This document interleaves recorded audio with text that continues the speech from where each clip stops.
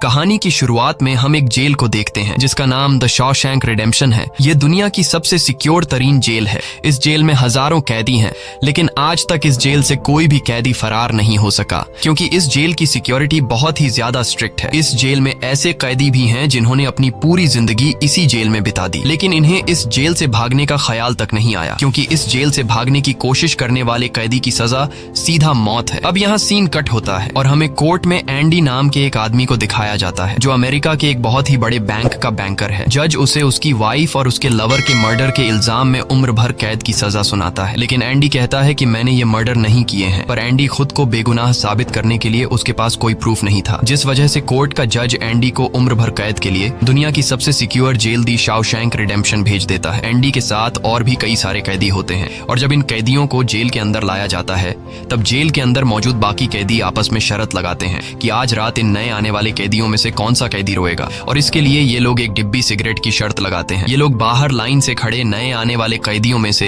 एक एक कैदी को चुन लेते हैं। तब रेड नाम का एक कैदी एंडी पर दांव लगाता है क्योंकि उसे लगता है कि एंडी बहुत ही मासूम है और वो बहुत ही अमीर घर का है जिसने कभी तकलीफ नहीं झेली, इसलिए उसे लगता है कि वो आज रात सबसे पहले रोएगा। इसके बाद सभी कैदियों को लाइन से जेल के अंदर लाया जाता है और हर एक कैदी को उसके सेल में बंद कर दिया जाता है। कुछ देर बाद रात हो जाती है और तब पुराने कैदी नए आने वाले कैदियों पर चिल्लाने लगते हैं ताकि उनमें से कोई डर जाए और रोने लगे, और ऐसा ही होता है। इन नए आने वाले कैदियों में से एक कैदी फूट फूट कर रोने लगता है और कहता है कि मुझे घर जाना है। तब वहाँ गार्ड आते हैं और उसे रोने से मना करते हैं, लेकिन जब वो आदमी रोना बंद नहीं करता तब गार्ड उसे सेल से बाहर निकालकर इतना पीटते हैं कि वह बेहोश हो जाता है। दूसरी तरफ रेड एंडी पर लगाया हुआ दांव हार जाता है और रेड समझ जाता है कि एंडी बहुत ही स्ट्रांग है क्योंकि इतना डराने के बावजूद उसने एक आवाज तक नहीं की। इसलिए अगले दिन रेड अपने साथी को सिगरेट का एक डिब्बा दे देता है क्योंकि रेड एंडी पर लगाया हुआ दांव हार चुका था। तभी हम एंडी को देखते हैं जो अकेला चुपचाप ब्रेकफास्ट कर रहा होता है। तब एंडी की मुलाकात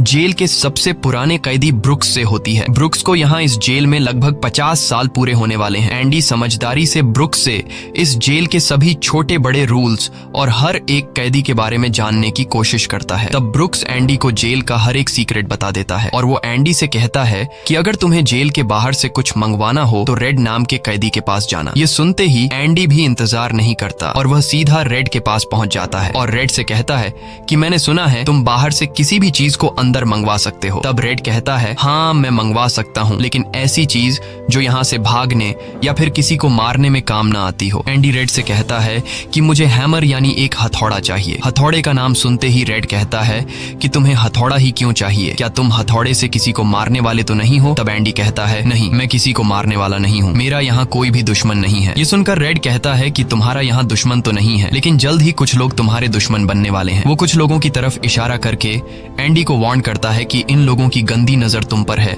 इसलिए इनसे बच कर रहना। अगले दिन एंडी के कहने पर रेड उसके लिए हैमर मंगवा देता है और जब वो हथौड़ा देखता है तो रेड हंसने लगता है क्योंकि हथौड़ा साइज में बहुत ही छोटा होता है और रेड मन ही मन सोचता है कि इस हथौड़े से जेल में सुरंग बनाने में 600 साल लग जाएंगे। इसके बाद रेड ब्रुक्स के जरिए एंडी के सेल तक हथौड़ा पहुंचा देता है। ऐसे ही दिन बीतते हैं और एक दिन जब एंडी लॉन्ड्री में काम कर रहा होता है तब वो 3 लोग जिनकी एंडी पर गंदी नजर होती है वो एंडी को पकड़ लेते हैं। एंडी उनसे अपने आप को छुड़ाने की कोशिश करता है पर 3 लोगों को वह अकेले कंट्रोल नहीं कर पा रहा था, इसलिए ये तीनों पहले एंडी को खूब पीटते हैं और फिर एंडी के साथ गलत करते हैं। यह सिलसिला इसी तरह चलता रहता है। ये लोग हमेशा एंडी को पकड़ते और फिर उसे मारकर उसके साथ गलत करते रहते। इस तरह से 2 साल बीत जाते हैं और एक अनाउंस होता है कि छत की मरम्मत के लिए कुछ लोगों की जरूरत है। यहाँ कैदियों की एक टीम छत के काम के लिए तैयार हो जाती है जिसमें रेड और एंडी भी शामिल होते हैं। ये लोग सब अपने काम पर लग जाते हैं और छत पर उनकी देखभाल की जिम्मेदारी एक बहुत ही सख्त सिक्योरिटी गार्ड की होती है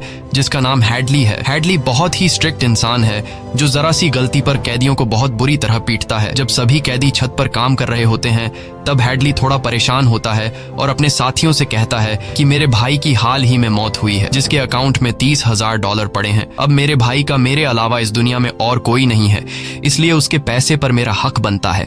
लेकिन परेशानी की बात यह है कि जब मैं इन $30,000 को अपने अकाउंट में ट्रांसफर करूंगा तब सरकार मुझसे टैक्स के रूप में सारे पैसे ले लेगी। हैडली जब अपने साथियों से यह बातें कर रहा था तब एंडी भी इसकी सारी बातें सुन लेता है। एंडी जो कि एक बहुत बड़ा बैंकर है, उसे पता था कि इन पैसों को बिना गवर्नमेंट को टैक्स दिए कैसे निकाला जा सकता है।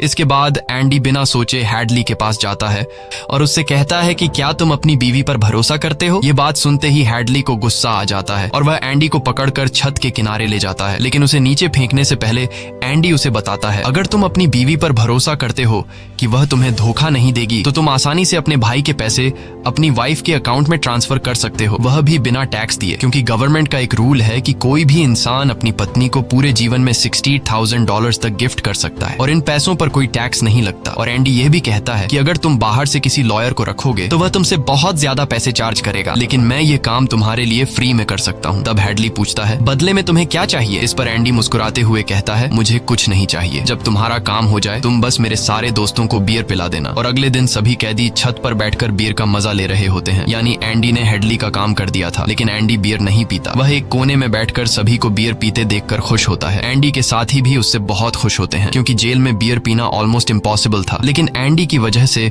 उनकी यह इच्छा पूरी हुई। फिर समय ऐसे ही बीतता है और एंडी और रेड की दोस्ती गहरी हो जाती है। कुछ दिन बाद जेल में सभी कैदियों को फिल्म दिखाई जाती है और सभी लोग रीटा हेवर्थ की फिल्म देख रहे होते हैं। तब एंडी रेड के पास आकर कहता है, मुझे रीटा हेवर्थ का एक बड़ा पोस्टर चाहिए। एंडी रेड से इसलिए पोस्टर मांगता है क्योंकि पूरे जेल में एक रेड ही था जो बाहर से किसी भी चीज को मंगवा सकता था। इसके बाद एंडी बाहर निकलता है, लेकिन जैसे ही वह बाहर आता है वहाँ वही 3 लोग खड़े होते हैं जो एंडी के साथ गलत करते थे। वह एंडी से कहते हैं, चलो हमारे साथ, लेकिन इस बार एंडी मना कर देता है। एंडी के मना करने पर वो लोग उसे पकड़ लेते हैं और उसके साथ जबरदस्ती करने की कोशिश करते हैं, लेकिन एंडी भी उनका मुकाबला करता है, पर वो लोग 3 होते हैं, जिस वजह से वो एंडी को बहुत ही बुरी तरह से पीटते हैं। पर आज ये लोग एंडी के साथ कुछ कर नहीं पाते, लेकिन एंडी को ये लोग इतना मारते हैं कि एंडी 1 महीने के लिए अस्पताल में चला जाता है और साथ ही वो आदमी जिसने एंडी को मारा होता है उसे 1 हफ्ते के लिए काल कोठरी में डाल दिया जाता है। 1 हफ्ते बाद जब वो वापस अपने सेल में आता है तो वहाँ पर वही ऑफिसर होता है जिसका एंडी ने $30,000 का टैक्स बचाया था, और इस ऑफिसर को किसी ने बता दिया था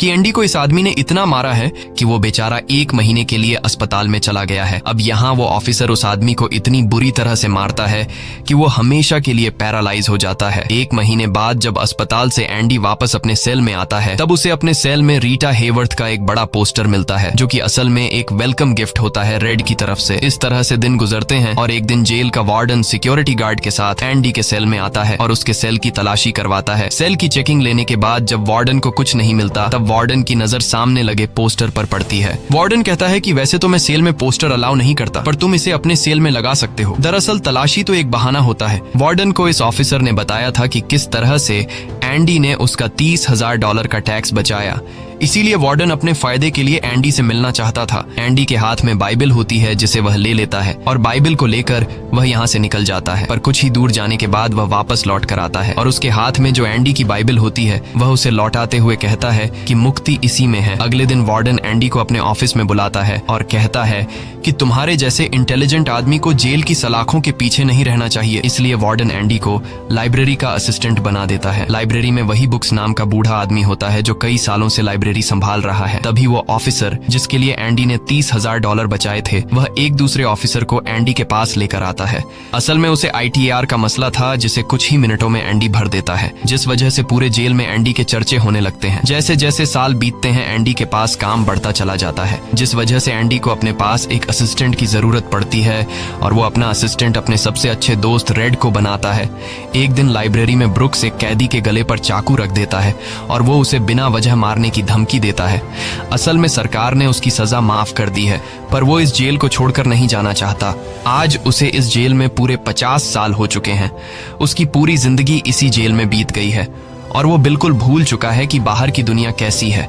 ये जेल की दुनिया ही उसकी असली दुनिया है और उसे लगता है कि अगर उसने किसी का खून कर दिया तो उसकी सजा बढ़ जाएगी और उसे इसी जेल में रखा जाएगा। एंडी के समझाने पर ब्रुक्स उस आदमी को जिसकी गर्दन पर उसने चाकू रखा था छोड़ देता है। अब न चाहते हुए भी ब्रुक्स जब जेल से छूटने के बाद बाहर आता है तो उसे बाहर की दुनिया बहुत अजीब लगती है। 50 सालों में बाहर की दुनिया की रफ्तार काफी ज्यादा बढ़ गई होती है। जहाँ सड़क पर पहले एक गाड़ी दिखती थी, अब सड़कों पर गाड़ियों की भीड़ है। कुछ दिन बाद वो एक सुपरमार्केट में काम करने लगता है, लेकिन उसका बाहर की दुनिया में बिल्कुल भी मन नहीं लगता। उसे बार बार जेल की याद आती है और वो जेल में वापस आना चाहता है। इसीलिए वो कभी कभी सोचता है कि वो कोई क्राइम करे ताकि वह फिर से इस जेल में जा सके। लेकिन ब्रुक्स इस उम्र में कोई भी क्राइम नहीं करना चाहता था और इस भीड़ भाड़ वाली तेज रफ्तार वाली जिंदगी में ब्रुक्स सरवाइव नहीं कर पाता और अपनी जान दे देता है। मरने से पहले वो जेल में अपने साथियों के नाम एक खत लिखता है, जिसे पढ़ते हुए सभी बहुत ज्यादा इमोशनल हो जाते हैं। वहीं हमें जेल दिखाई जाती है है जहां पर वार्डन एक नया प्रोग्राम शुरू करता है। इस प्रोग्राम में जेल की कैदियों को बाहर ले जाकर काम करवाया जाएगा ताकि उन्हें पता चल सके कि मेहनत से पैसे कैसे कमाए जाते हैं। और कैदी भी इस काम के लिए मान जाते हैं क्योंकि वह सब भी बाहर की हवा खाना चाहते थे। और इस तरह से वार्डन इन कैदियों से काम लेता है। पर इस प्रोजेक्ट के जरिए वार्डन को बहुत सारे कॉन्ट्रैक्ट मिल जाते हैं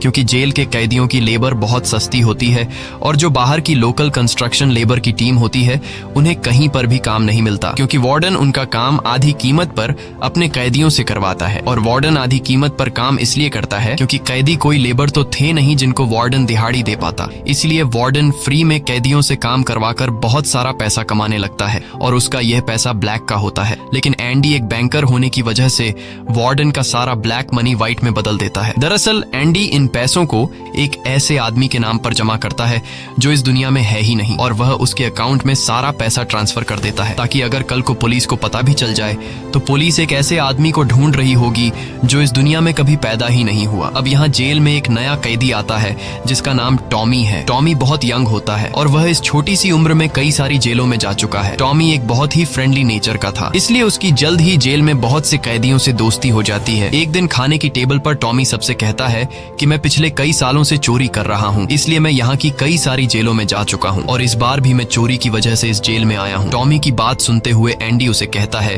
कि अगर तुम चोरी करने के बाद बार बार पकड़े जा रहे हो तो इसका मतलब ये है कि यह काम तुम पर सूट नहीं करता, इसलिए तुम्हें चोरी करना छोड़ देना चाहिए। टॉमी को एंडी की यह बात बिल्कुल ठीक लगती है, इसलिए टॉमी रेड से एंडी के बारे में जानकारी लेने लगता है। टॉमी रेड से कहता है कि एंडी बहुत ही इंटेलिजेंट और डिसेंट इंसान है, उसे जेल क्यों हुई है। रेड उसे बताता है कि एंडी एक बहुत बड़ा बैंकर था लेकिन उसने अपनी वाइफ और उसके लवर का कत्ल किया जिस वजह से उसे उम्र भर कैद हुई। यह सुनकर टॉमी सोच में पड़ जाता है, जैसे उसे कुछ याद आया हो। उसके बाद वह एंडी को बुला लेता है। अब टॉमी के सामने एंडी और रेड होते हैं। टॉमी इन दोनों को बताता है कि 4 साल पहले मैं एक जेल में गया था जहाँ पर मुझे एक कैदी मिला और उस कैदी ने मुझे बताया कि एक रात वह एक घर में चोरी करने गया। चोरी के दौरान उस घर का मालिक जाग गया। अब पकड़े जाने के डर से उसने उस घर के मालिक और उसकी पत्नी को मार डाला। बाद में उसे पता चला कि वो दोनों पति पत्नी नहीं थे बल्कि लवर थे और वो औरत एक बहुत बड़े बैंकर की पत्नी थी। कुछ समय बाद जब मैंने अखबार में न्यूज पढ़ी तो मुझे पता चला कि पुलिस ने जब इन 2 मर्डर्स के बारे में जांच की तो पुलिस को शक हुआ कि इन दोनों को बैंकर ने मारा है। इसलिए बैंकर को उसकी पत्नी और उसकी पत्नी के लवर के हत्या के इल्जाम में गिरफ्तार कर लिया गया। यहाँ हमें पता चलता है कि एंडी बेगुनाह था। ये सब जानने के बाद एंडी वार्डन के पास जाता है और उससे ये सारी बातें बताता है, पर वार्डन जानबूझकर उसकी बातों पर विश्वास नहीं करता क्योंकि एंडी वह इंसान है जो उसके काले पैसों को व्हाइट में बदलता है और वार्डन के सारे राज जानता है। इसलिए अगर एंडी यहाँ से चला गया तो वार्डन न तो और पैसे कमा पाएगा और शायद उसके ब्लैक पैसों का राज भी खुल जाएगा। इसलिए वह एंडी से कहता है कि यह एक झूठी कहानी है, मुझे ऐसी कहानियां रोज सुनने को मिलती हैं। एंडी वार्डन से वादा करता है कि अगर मैं आजाद भी हो गया तो मैं तुम्हारा राज ही रखूंगा। लेकिन वार्डन एंडी की कोई भी बात नहीं सुनता। यह देखकर एंडी को बहुत गुस्सा आता है कि मैंने इस आदमी की इतनी मदद की लेकिन आज बेगुनाह होने के बावजूद भी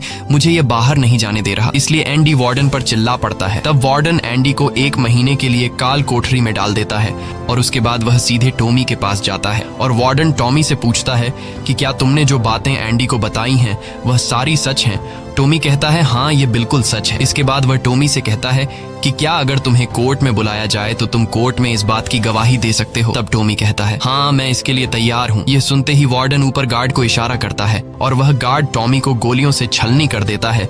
इसके बाद वार्डन एंडी के पास जाता है और उसे कहता है कि टॉमी ने भागने की कोशिश की थी इसलिए उसे गोली मार दी गई। लेकिन एंडी समझ जाता है कि टॉमी को क्यों मारा गया और एंडी मन ही मन सोचता है कि वार्डन बहुत ही घटिया इंसान है। एंडी वार्डन से कहता है कि आज के बाद मैं तुम्हारा काम कभी नहीं करूंगा। तब वार्डन कहता है कि मेरा काम तो तुम्हें ही करना पड़ेगा वरना मैं यह जेल तुम्हारे लिए नरक बना दूंगा। और जाते हुए वार्डन सिक्योरिटी गार्ड से कहता है कि उसे 1 और महीने के लिए काल कोठरी में रखो। काल कोठरी एक बहुत ही खौफनाक जगह थी जहाँ काले अंधेरों में कैदी को पूरे 1 महीने रहना पड़ता था। अब एंडी इस काल कोठरी में 1 महीना तो बिता चुका था लेकिन अब उसे 1 और महीना उसी अंधेरे वाले छोटे से कमरे में बिताना पड़ेगा। बाहर पूरे जेल में यह खबर फैल जाती है कि एंडी उस गुनाह की सजा काट रहा है जो उसने कभी किया ही नहीं था। जेल के अंदर मौजूद सभी कैदियों को एंडी के लिए बहुत दुख होता है। अब काल कोठरी में पूरे 2 महीने गुजारने के बाद जब एंडी बाहर आता है तो रेड उसके पास आता है। एंडी रेड से पूछता है कि क्या तुम कभी इस जेल से बाहर निकल पाओगे? रेड कहता है हाँ, लेकिन तब जब मैं बहुत बूढ़ा हो गया होऊंगा और मेरा दिमाग काम करना बंद कर देगा। एंडी कहता है कि मैं यहाँ से निकलकर मेक्सिको जाऊंगा। मेक्सिको में समुद्र किनारे एक बहुत खूबसूरत जगह है। कहा जाता है कि इंसान अपने आप को वहाँ खो देता है। मैं वहाँ अपना एक रेस्टोरेंट खोलूंगा, समुद्र किनारे अपनी नाव की रिपेयर करूंगा और वहाँ मुझे एक जोगाड़ी आदमी की जरूरत पड़ेगी जो मेरे लिए बाहर से सामान लाया करेगा। असल में वह रेड की तरफ इशारा कर रहा था। रेड ये सुनकर कहता है कि उम्मीद बहुत खतरनाक चीज होती है, ये इंसान को पागल तक कर देती है। तुम्हें सच्चाई की दुनिया में वापस लौटना होगा। मेक्सिको यहाँ से बहुत दूर है। ये कहकर रेड वहाँ से जाने लगता है, लेकिन जाने से पहले एंडी रेड से कहता है कि वादा करो कि अगर तुम कभी यहाँ से रिहा हुए तो मेरा एक काम करोगे। रेड कहता है हाँ, मैं जरूर करूंगा। तब एंडी रेड को एक एड्रेस बताता है और कहता है कि जब भी तुम यहाँ से छूट जाओ तो उस जगह जाना जहाँ एक बड़े मैदान के बीच एक खूबसूरत पेड़ है। उसी पेड़ के नीचे मैंने अपनी वाइफ को प्रपोज किया था। वह रेड से कहता है कि उसी पेड़ के नीचे एक दीवार के अंदर तुम्हें काले रंग का पत्थर मिलेगा जिसके नीचे मैंने एक बॉक्स छिपाया है, और जब भी तुम रिहा हो जाओगे तो वहां जाकर उस पत्थर के नीचे उस बॉक्स को देखना कि उसमें क्या है। यह कहकर एंडी वहां से चला जाता है और सीधा वार्डन के पास पहुंचता है। वह वार्डन का काम पूरा करके उसके सारे डॉक्यूमेंट्स एक खास तिजोरी में रखता है। डॉक्यूमेंट्स रखने के बाद वार्डन एंडी को अपने कपड़े देता है। वह एंडी से कहता है कि मेरे कपड़े प्रेस करवा देना और मेरे जूतों को शीशे की तरह चमका देना। इसके बाद एंडी वापस अपने सेल में आ जाता है। वहीं दूसरी तरफ रेड आज रात बहुत परेशान होता है क्योंकि उसे डर था कि एंडी कहीं खुद को मार न दे। इस तरह से रात गुजर जाती है और सुबह होती है। सुबह होते ही सभी कैदियों के सेल के दरवाजे खुल जाते हैं और सभी कैदी बाहर आ जाते हैं, लेकिन एंडी सेल से बाहर नहीं आता। ये पिछले 20 सालों में पहली बार ऐसा हो रहा था कि कोई कैदी सुबह अपने सेल से बाहर नहीं आया। तब रेड की नजर भी एंडी के सेल की तरफ होती है और रेड की परेशानी बढ़ती रहती है कि कहीं एंडी ने खुद को मार तो नहीं दिया। तभी एक गार्ड बहुत गुस्से में एंडी के सेल की तरफ जाता है, लेकिन वहां पहुंचकर जब वह देखता है तो उसकी आंखें खुली की खुली रह जाती हैं क्योंकि अंदर सेल में कोई भी नहीं था और एंडी वहां से फरार हो चुका था। अब हम वार्डन को देखते हैं जो अपने जूते पहनने के लिए निकालता है, लेकिन उस बॉक्स में उसके नहीं बल्कि एंडी के पुराने जूते होते हैं। और तभी पूरे जेल में सायरन बजने लगता है और यह सायरन होता है किसी कैदी के भागने का। वार्डन तेजी से एंडी के सेल में जाता है और वहां वह देखता है कि एंडी नहीं है। इसके बाद वह सिक्योरिटी गार्ड से कहता है कि जाओ और रेड को बुलाकर लाओ, क्योंकि वह हमेशा एंडी के साथ रहता था। यहाँ पर रेड को भी बुलाया जाता है। वार्डन रेड से पूछता है कि यह एंडी कहाँ है। रेड कहता है कि मुझे क्या पता। इस बात पर वार्डन को बहुत गुस्सा आता है। वह कहता है क्या वह कोई भूत था जो रातों रात यहाँ से गायब हो गया। गुस्से में वार्डन वहाँ पड़े पत्थर उठाता है और उनसे गार्ड्स और रेड को मारने लगता है, और एक पत्थर वह उस पोस्टर पर भी मारता है जो दीवार पर लगा होता है, पर पत्थर टकराकर नीचे नहीं गिरता बल्कि पोस्टर के आर पार हो जाता है। और जब वार्डन उसके अंदर हाथ डालता है तो देखता है कि एंडी ने वहाँ एक बहुत बड़ी सुरंग बना रखी थी, जिसे देखकर सब हैरान हो जाते हैं क्योंकि यह दीवार बहुत मजबूत होती है। बिना मशीन के इस दीवार में सुरंग बनाना लगभग नामुमकिन था, पर एंडी ने नामुमकिन को मुमकिन कर दिखाया और यहाँ से फरार हो गया। इसके बाद सभी गार्ड्स वहाँ जाते हैं जहाँ से एंडी बाहर निकला था। वहाँ उन्हें एंडी के पुराने कपड़े और वह हथौड़ी मिलती है जो आज से 20 साल पहले एंडी ने रेड से मंगवाई थी। ये वही हथौड़ी होती है जिससे पिछले 20 सालों से एंडी अपनी सेल की दीवार में सुरंग बना रहा था। 20 सालों से एंडी ने यह काम इतनी बारीकी से किया कि किसी को पता तक नहीं चला। साथ ही दीवार से जो भी मिट्टी निकलती थी वह उसे अपनी जेब में रखकर ग्राउंड में बिखेर देता था। एंडी ने आखिरी बार जब वार्डन के लिए काम किया था तो वह वार्डन के काले पैसों के सारे डॉक्यूमेंट्स अपने पास रख लेता है और उसके पास जो उसकी बाइबल होती है वह उसे वार्डन की नजरों के सामने चालाकी से उसकी तिजोरी में रख देता है। और एंडी वार्डन को ऐसे दिखाता है कि जैसे ये बाइबल नहीं बल्कि उसके डॉक्यूमेंट्स हैं। साथ ही वार्डन ने जो अपने कपड़े उसे प्रेस करने के लिए दिए थे, एंडी पहले वार्डन के कपड़ों को पहनता है और फिर उसके ऊपर अपने पुराने कपड़े पहन लेता है। और वे जूते जो वार्डन ने उसे शीशे की तरह चमकाने के लिए दिए थे, एंडी उन्हें पहनकर निकल जाता है। रात को जैसे ही सारी लाइट्स बंद होती हैं, एंडी अपने सेल में की गई सुरंग से बाहर निकलता है। इसके बाद वह एक गटर का पाइप तोड़ता है और उस पतले से गटर के पाइप में रेंगता हुआ उस जेल से फरार हो जाता है जिससे आज तक कोई भी भाग नहीं सका था। हालांकि एंडी जिस गटर के पाइप से रेंगता हुआ बाहर निकला था वह लगभग 2 किलोमीटर लंबा था। अगली सुबह एंडी उस बैंक में जाता है जहां पर वार्डन का सारा ब्लैक पैसा होता है। ये पैसे एक ऐसे आदमी के नाम पर होते हैं जो इस दुनिया में है ही नहीं। ये सारा डॉक्यूमेंट्स का खेल एंडी ने ही तो बनाया था और बैंक में उस अकाउंट के ओनर का जो सिग्नेचर था वह जेल से एंडी किया करता था। इसलिए एंडी को वार्डन का सारा पैसा निकालने में कोई मुश्किल नहीं होती। एंडी के पास उस आदमी के नाम के सारे सारे डॉक्यूमेंट्स होते हैं। इसलिए एंडी बैंक्स में जाकर सारे पैसे निकाल लेता है और ये पैसे होते हैं $3,70,000। यानी कि एंडी न केवल आजाद हुआ बल्कि वह पैसों से माला माल भी हुआ। और यहाँ हमें पता चलता है कि एंडी जिस दिन से उस जेल में एंटर हुआ था उसी दिन से वह इस काम की प्लानिंग कर रहा था। वार्डन ने एंडी के साथ जेल में बहुत बुरा सलूक किया था और उसने टॉमी को भी मार दिया था। इसलिए वह वार्डन के काले पैसों के सबूत मीडिया को देता है। अगली सुबह यह खबर न्यूज़पेपर में छप जाती है और जब वार्डन तिजोरी खोलकर देखता है तो उसमें उसके डॉक्यूमेंट्स नहीं बल्कि बाइबल होती है। बाइबल के पहले पेज पर एंडी ने लिखा होता है कि तुमने सही कहा था, मुक्ति इसी में है। और जब वार्डन पेज पलटता है